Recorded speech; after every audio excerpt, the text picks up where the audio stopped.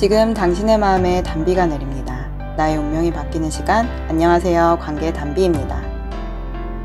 기적은 내 마음에서부터 일어납니다. 여러분은 마음에 어떤 소원을 가지고 계시나요? 저에게도 여러 가지 소원이 있었는데요. 가장 첫 번째 소원은 가정적인 남편과 귀여운 자녀를 낳고 알콩달콩 행복하게 사는 것이었고, 두 번째 소원은 돈 걱정 없이 사는 것. 세 번째 소원은 불안, 부정적 생각, 우울, 공황과 같은 마음의 병이 사라지는 것. 또 일주일에 두세 번은 잔병 치료를 할 만큼 약한 제 몸이 건강해지는 것이었습니다. 당시에 저는 제 마음의 병의 원인이 위의 두 가지 소원을 이루지 못했기 때문이라고 생각했습니다. 그러던 어느 날 하나님의 히읗자도 모르고 살던 제가 하나님을 만났습니다. 불신앙에서 하나님을 만난 사람들 대부분은 자신이 하나님 만나기 전과 후의 삶이 180도 변화되었다고 이야기하는데요. 저도 그랬습니다. 바로 어제까지만 해도 하나님? 그런 게 어딨어. 그냥 의지가 약한 사람들이 지푸라기 잡는 심정으로 믿는 것이 신이지 라고 생각했던 제가 오늘은 하나님의 존재를 너무나 확실히 알게 되고 그 하나님께서 나를 창조하신 것은 물론이고 영원 전부터 영원토록 나를 사랑하시고 나를 책임지는 분임을 알게 된 것입니다. 그 진리를 알게 된 사람이라면 반드시 결단하는 한 가지가 있습니다. 그것은 바로 하나님께 내 인생을 바치겠다는 결단입니다. 과거에 사람에게 인생을 바쳤다가 실패한 경험이 너무나 많았던 저는 그 누구도 믿지 않았었습니다. 저는 어려서 위인전을 좋아했는데 위대한 업적을 이룬 사람들을 따라해 보았지만 늘 작심삼일로 끝났었습니다. 예수님께서 베드로와 제자들에게 하신 말씀처럼 마음에는 원이로되 육신이 약했기 때문입니다. 결국은 내가 하기 싫어서 포기해놓고 남 탓, 환경 탓, 그것도 안 되면 운명과 팔자 탓을 하였습니다. 그 후로는 성공한 사람들의 이야기를 들어도 마음 한켠에서 나도 저렇게 되고 싶다, 다시 도전해볼까 하면서 가슴이 뛰지만 그 즉시 실패했던 과거가 떠오르면서 그 사람은 성공할 사람으로 태어났거나 운이 좋아서 잘 된 것이고 나에겐 적용이 안 되는 이야기라고 여겼습니다. 그런데 그날 제게 찾아오신 하나님은 사람을 창세전부터 계획하시고 계획한 그대로 한치의 오차도 없이 완벽히 창조하셨기에 사람의 행복과 불행, 삶과 죽음을 주관하시는 절대적 권리와 능력을 가지고 계시다는 것을 저절로 알게 되었습니다.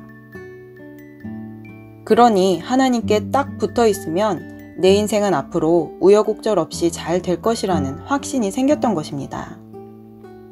그 후 제 마음의 병이 사라졌고 오랜 시간 고통스러웠던 목과 어깨 통증, 위장장애 등 여러 가지 병들이 사라졌습니다. 저는 더욱 확신을 갖게 되어 목사님께서 알려주시는 대로 기도하고 말씀을 배우고 순종하였습니다. 그런데 얼마 지나지 않아 저는 순종이라는 것이 너무나 힘들게 느껴졌습니다. 그럴 만도 한 것이 저는 살면서 누구에게 순종해 본 적이 없었습니다. 저에게는요, 순종하지 못해서 겪은 쓰라린 아픔의 에피소드가 있습니다. 제가 하나님을 만나기 전 어떤 회사의 파견 계약직으로 일을 한 적이 있었는데요. 그 회사에 저를 추천한 에이전트 회사에서는 열심히 성실하게 일하면 정규직으로 전환을 시켜준다고 이야기를 하였습니다. 저는 열심히 성실하게 일할 자신은 있었기 때문에 정규직 전환이 될 것이라는 믿음을 갖고 그 회사에 들어갔습니다. 그리고 마침 제 자리에 전임자가 그렇게 열심히 일을 해서 함께 일한 상사의 추천으로 정규직으로 전환이 되었습니다. 저는 전임자에게 인수인계를 받으면서 어떻게 해야 정규직 전환이 될 수 있는지 물어보았습니다. 그러자 그 전임자가 제게 정규직 전환이 될 수 있는 꿀팁을 알려주었습니다. 첫 번째, 직속 상사의 말에 무조건 순종할 것. 두 번째, 다른 직원들과 어울리면서 뒷담화하지 말 것. 세 번째, 옷을 단정히 입고 다닐 것. 이 세 가지였습니다. 저는 이 세 가지 조건이 어려울 것이라고는 전혀 생각하지 못하고 정규직 전환이 되어서 이 유통업계에서 유능한 영업사원이 되겠다는 꿈을 품고 새로운 직장 생활을 시작하였습니다. 그런데 웬일인지 저는 일을 시작한 지 한 달도 되지 않아 난관에 봉착하였습니다. 일도 일이지만 업무가 끝날 때쯤이면 상사가 꼭 회식을 가자고 하는 것이었습니다. 저는 사실 술을 잘 마시지도 못하고 술자리도 좋아하지 않았지만 전임자가 무조건 순종하라고 했던 말을 되새기며 그야말로 전투적으로 술을 마셨습니다. 저의 상사는 술을 먹으면서 직장 생활에 대한 이야기, 개인적인 이야기, 인생에 대한 이야기를 해주었고 저는 그분이 주는 술을 거절하지 않고 다 받아먹으면서 그 이야기를 잘 들으면 정규직이 될 수 있을 것이라고 굳게 믿었습니다. 그 덕분에 상사와는 개인적으로 급속도로 가까워졌고 술자리로 인해 상사와 친한 상사들과도 친분을 맺게 되니 저는 이미 정규직 사원이 된 것만 같았습니다. 그런데 문제는 술을 먹은 다음 날에 일어났습니다. 저는 술을 먹어도 집까지 1시간이 넘게 걸렸기 때문에 집에 가면 녹초가 되었고 출근 시간은 아침 8시 30분까지였습니다. 상사는 세상에서 지각을 제일 싫어한다고 했기에 저는 숙취가 가시기도 전에 억지로 몸을 일으켜 허겁지겁 출근하였습니다. 그러나 가뜩이나 몸과 마음이 약했던 저는 정말 몸이 망가지고 있다는 생각이 들었고 어느 날은 너무 피곤한 나머지 업무 중 실수를 했는데 상사에게 굴욕적으로 혼이 났습니다. 그 후 밤마다 악몽에 시달리고 다음날 아침에 출근을 하면서 이 삶이 지옥이라고 생각했습니다. 그러면서 저는 점점 마음속에서 상사에 대한 미움과 반항심이 생겨났고 결국 제 감정을 상사에게 표출하기 시작했습니다. 상사는 그런 저를 더욱더 힘들게 하고 저도 점점 상사의 말을 대적하면서 마찰이 생겨났습니다. 그러던 어느 날 상사는 저를 불러서 너 같은 사람은 어딜 가도 사회생활을 할 수 없으니 네 스스로 사표를 내고 나가라는 말을 하였습니다. 저는 자존심 때문에 눈물을 꾹 참고 사표는 내가 결정하겠다고 말한 뒤 화장실로 달려가 서럽게 울었습니다. 그 후 저는 팀장님과의 면담을 통해 그 상사 밑에서 나와 다른 상사 밑에서 일을 하게 되었습니다. 저의 후임자는 제가 처음 회사에 들어올 때처럼 희망에 찬 얼굴로 제게 인사를 건넸고 해맑은 얼굴로 저에게 어떻게 하면 정규직 전환이 될 수 있는지 물어보았습니다. 저는 아주 시니컬하게 대답했습니다. 당신의 직속 상사인 땡땡땡 씨에게 충성하시면 됩니다. 저는 후임자에게 인수인계도 대충 해주고 새로운 업무에 적응하느라 바쁜 시간을 보냈습니다. 후임자는 거의 매일 밤 늦게까지 야근을 하며 정말 열심히 일했습니다. 그런데요, 제가 또 한 번 분노가 올라왔던 일이 있었는데 그 후임자는 어찌된 일인지 회식에 불려가지 않는 것이었습니다. 나중에 알고 보니 그 후임자는 처음부터 상사에게 술을 못 먹는다고 못을 박아 이야기하였고 정말로 모든 사원들이 술잔을 들고 있는데 혼자서 음료수를 마시고 있었습니다. 그때 그 모습을 보고 저는 논란과 분노가 일어났습니다. 나는 먹기 싫은 술을 그렇게 억지로 먹었는데 안 먹어도 되는 술이었다니. 일주일에도 몇 번이나 이어지는 회식 자리에서 지쳐 잠든 저를 때리며 정신 차리라고 했던 상사의 행동들이 떠올라 치가 떨렸습니다. 결국 저는 정규직원이 되지 못한 채 계약 기간이 끝나 퇴사할 때쯤 저의 후임자는 정규직원이 되었습니다. 마지막 날까지 야근을 하고 퇴사하던 그날 겨울바람이 제 마음 깊숙한 곳까지 파고들었습니다. 제 친구들은 저를 보면 드라마 미생이 생각난다고 하면서 어떻게 그 수모를 참으면서 계약 기간을 다 채웠냐고 했지만 상사가 저에게 어디 가서도 사회생활 제대로 하지 못할 거라는 말이 비수에 꽂혀 남은 기간 더 열심히 일했던 기억이 납니다. 그때 당시에는 억울함과 오기만 가지고 있었는데 제가 하나님의 사랑을 받고 그때 제 모습을 돌이켜보니 엉뚱한 것에 순종하다가 스스로 지쳐서 진짜 순종해야 할 일에는 순종하지 못하는 오를 범했다는 것을 알게 되었습니다. 저는 그제서야 비로소 상사를 제 마음에서 용서할 수 있었고, 심지어 제가 상사에게 잘못했던 것들이 생각이 나면서 부족한 나로 인해 힘들었을 그분께 죄송한 마음까지 들었습니다. 또한 더 기가 막힌 일이 있는데요. 저는 그 상사를 그렇게도 미워하고 주변 사람들에게 상사의 험담을 하고 다녔는데, 사실 그분은 지금의 남편을 소개시켜준 장본인입니다. 물론 이성으로 소개시켜준 것은 아니고 업무적으로 만났던 것인데, 그 상사가 제게 같이 가자고 하지 않았다면 지금의 남편을 만나지 못했을 것입니다. 그래서 우리는 그 누구에 대하여서도 험담해선 안 되고 그럴 권리도 없습니다. 왜냐하면 그 누구도 해만 끼치는 사람은 없기 때문입니다. 단지 우리가 그 사람의 단점만 보기 때문에 장점을 인정하지 않거나 발견하지 못할 뿐입니다.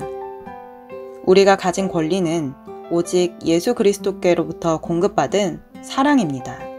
예수 그리스도의 이름으로 사람을 이해하고 축복하고 용서함으로 하나님께서 우리를 축복하시고 모든 것을 합력하여 선을 이루어 주시는 것입니다.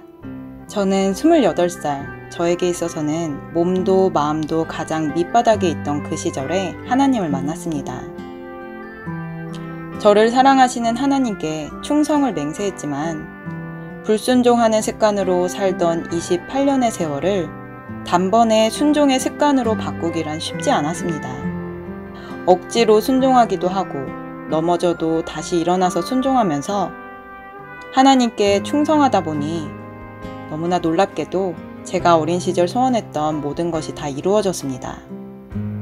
사실 그동안 축복을 많이 받았음을 알고 있고 감사하고 있었지만 얼마 전 문득 하나님께서 제가 하나님을 만나기도 전에 제 마음속에 간직했던 모든 소원, 심지어 아주 작은 소원들까지도 다 이뤄주셨음을 알게 되었습니다.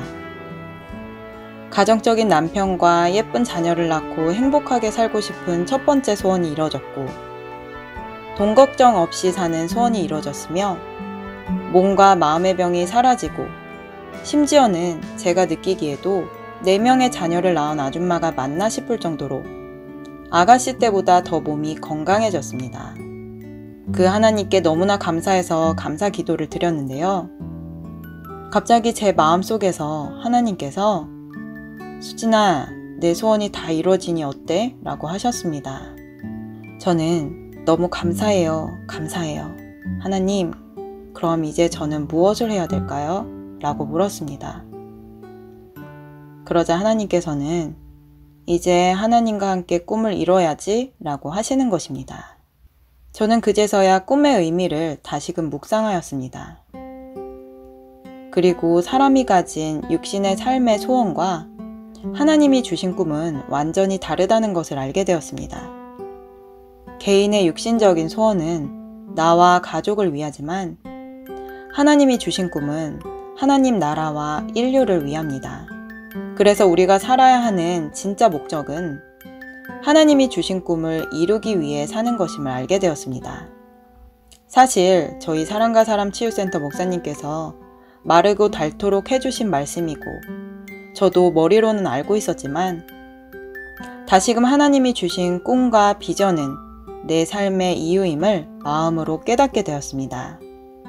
저는 그래서 이제부터는 꿈을 확실히 붙잡기로 하였습니다.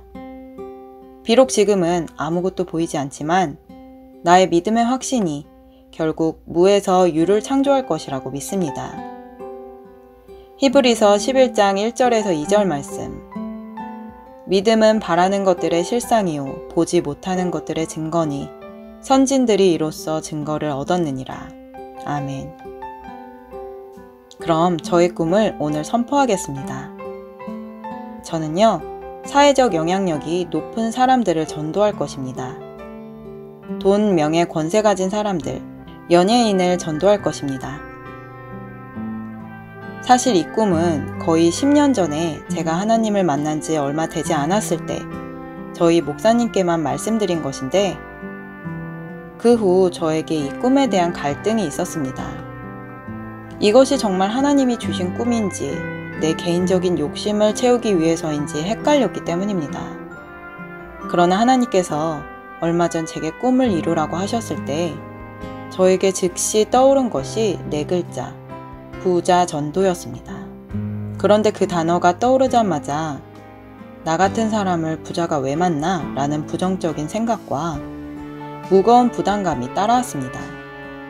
저는 하나님께 하나님 정말 죄송한데요. 이 꿈이 제 욕심에서 나온 것이라면 아니라고 말씀 좀 해주세요. 그런데 하나님이 주신 꿈이 맞다면 정말 열심히 해보겠습니다. 라고 기도하였습니다. 그런데 제가 그 기도를 마친 그날 갑자기 저희 목사님께서 말씀하시기를 부자와 연예인을 전도하겠다고 했지? 하시면서 한 사람에게 이메일을 보내라고 하시는 것입니다. 꿈을 받고도 갈등하는 우매한 자의 기도에 즉시 응답해 주신 하나님께 아멘하고 복음을 전하는 이메일을 보냈습니다. 마태복음 19장 24절에서 26절 말씀.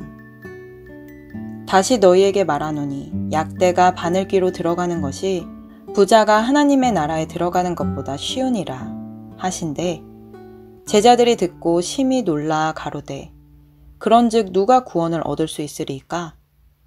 예수께서 저희를 보시며 가라사대 사람으로는 할 수 없으되 하나님으로서는 다 할 수 있느니라.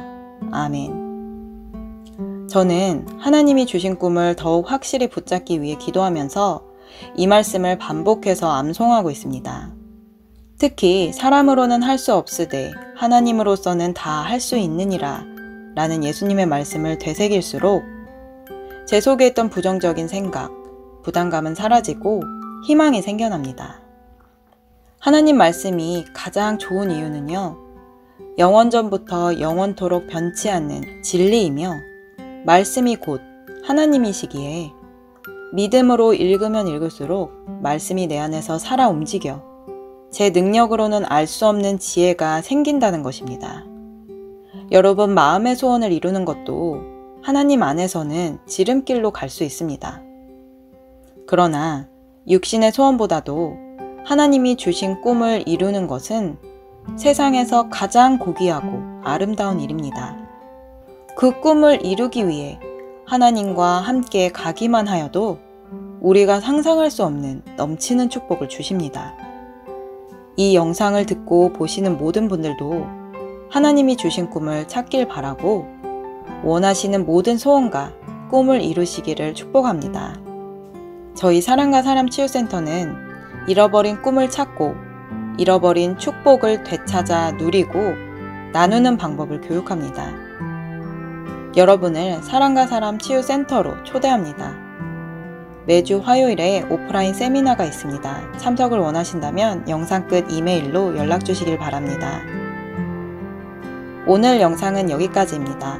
끝까지 시청해주신 여러분 감사드립니다. 영상이 도움되셨다면 구독, 좋아요, 알림 설정 부탁드립니다. 누구나 아름답습니다. 누구나 희망이 있습니다. 이상 메마른 관계의 단비 같은 소식을 전하는 관계의 단비였습니다.